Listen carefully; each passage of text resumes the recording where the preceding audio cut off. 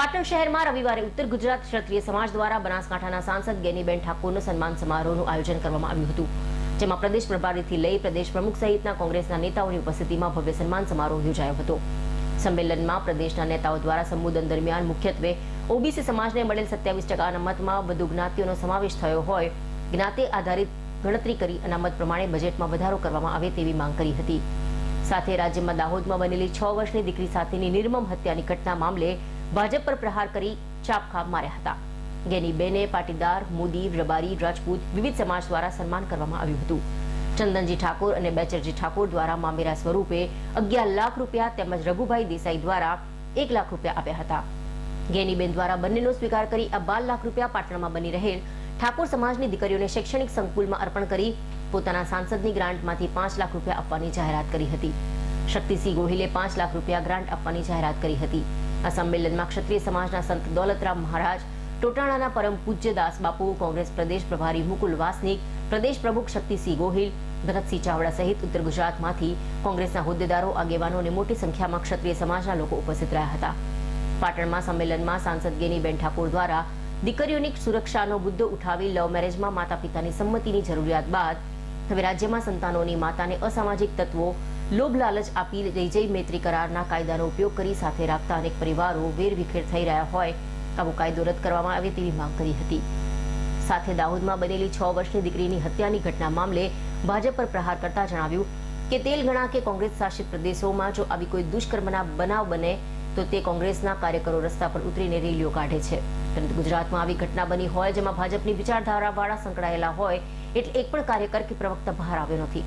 દેશમાં 27% ઓબીસી અનામતની વસ્તી છે તો દેશના બજેટમાં 27% સમાજ બજેટમાં હિસ્સો ફાળવવામાં આવે તેમજ વસ્તી ગણતરીની આધારિત અનામત આપવામાં આવે તેવી માંગ કરી હતી। વધુમાં શાળાઓમાં દીકરીઓની સુરક્ષા માટે સરકાર દ્વારા એક નિવૃત્ત જજ, મનોચિકિત્સક, વકીલ, મહિલા પોલીસ અધિકારીની કમિટી બનાવી શાળામાં તપાસમાં મોકલવી જોઈએ, જેથી વિકૃતિવાળા લોકોને શોધીને તેમની સારવાર થઈ શકે અને દીકરીઓ સાથે બનતી આવી ઘટનાઓ રોકી શકાય। પવિત્ર ભૂમિ ઉપર ક્ષત્રિય ઠાકોર સમાજ આયોજિત સર્વ સમાજના આગેવાનોએ સાથે મળીને એક મારું સંસદ તરીકે સન્માન નહીં પણ બનાસકાંઠાની જનતાનું સન્માન કર્યું છે। હું બનાસકાંઠાની જનતાનું સન્માન કરવા બદલ સૌ આયોજકોનો હૃદયપૂર્વક આભાર માનું છું। ઓબીસી માટે અમારી એક જ માગણી છે, ઘણા બધા એ તર્ક વિતર્ક અને વિવાદો ઊભા કરે છે। 146 સમાજોમાં ધારો કે સત્યજીત ગાયકવાડ હોય કે જે ગાયકવાડ સ્ટેટ હતા એ ટાઈમે 100% શિક્ષણના કારણે કદાચ જે તે જિલ્લાઓને એનો લાભ મળ્યો છે શિક્ષણનો 100% શિક્ષણ હોવાના કારણે, પણ જ્યાં બિલકુલ વર્ષોથી શિક્ષણ નથી ત્યાં લોકો અતિ પછાત છે। 146ના તમામ સમાજોમાં બધા પરિવારો સુખી ના હોય તો અમારી એક જ માગણી છે કે ઓબીસી સમાજને વસ્તીના ધોરણે બજેટ મળવું જોઈએ। અમે 2-3 માગણી કરી છે કે આ મૈત્રી કરાર જેવા કાયદા એ પરિવારોને વેરવિખેર કરીને વર્ગ વિગ્રહ ઊભા કરે છે, સંતાનો રખડી જતા હોય છે, તો આવા કાયદા અને ક્યાંક પોલીસ કાયદોને વ્યવસ્થા જાળવવામાં આવા અસામાજિક તત્વોને વધુ પડતું પ્રોત્સાહન આપવાને કારણે અસામાજિક તત્વોને કોઈ હવે ડર રહ્યો નથી। હમણાં કોઈક ગાંધીનગર મુકામે પોલીસવાળા એવા કહેતા હતા કે કોલેજ આગળ અસામાજિક તત્વો એ આવીને ટ્રાફિક કરે છે અથવા તો દીકરીઓ કોલેજ દીકરીઓની હોય અહીંયા આટાફેરા મારે છે, એટલે એમને અહીંયા બહાર નીકળવું નહીં કે સમયસર થતું હોય, તમે આઝાદી છીનવાને બદલે કાયદોને વ્યવસ્થા સુધારો।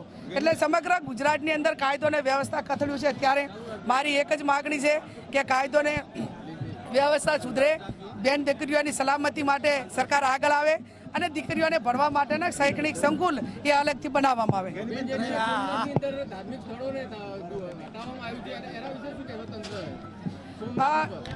અયોધ્યા હોય, સોમનાથ હોય કે અનેક ધાર્મિક સ્થાનો હોય એની અંદર મોટા પાયે ડેવલપિંગ થાય એનો અમને વાંધો ના હોય, પણ ભગવાન તો કોકને રોજગારી આપવાનો હોય અને એના આશરે વર્ષોથી પરંપરાગત રીતે નાના મોટા લોકો ધંધો રોજગાર કરીને પોતાનું ગુજરાન ચલાવતા હોય, આમના ઉપર બુલડોઝર ફેરવી નાખવા, એમને બેઇજ્જત કરીને કાઢી મૂકવા, એમના ઉપર આબ અને નીચે ધરતી, બીજી કોઈ વ્યવસ્થા નહીં। એટલે આવી એમને જગ્યાઓ ખાલી કરતા કે આવું કરતા પહેલાં આ લોકોની વ્યવસ્થાઓ કરવી જોઈએ અને વ્યવસ્થા કર્યા પછી કરે લોકો એને સમર્થન આપે, પછી આગળ ભગવાન ત્યારે જ રાજી રહે.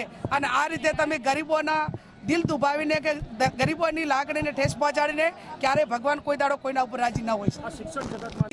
અને મારી માગણી જ્યાં સુધી ગૌ માતાને રાષ્ટ્રીય માતાનો દરજ્જો ન મળે, એને પશુની શ્રેણીમાંથી ન હટાવે ત્યાં સુધી મારું સમર્થન ચાલુ રહેશે.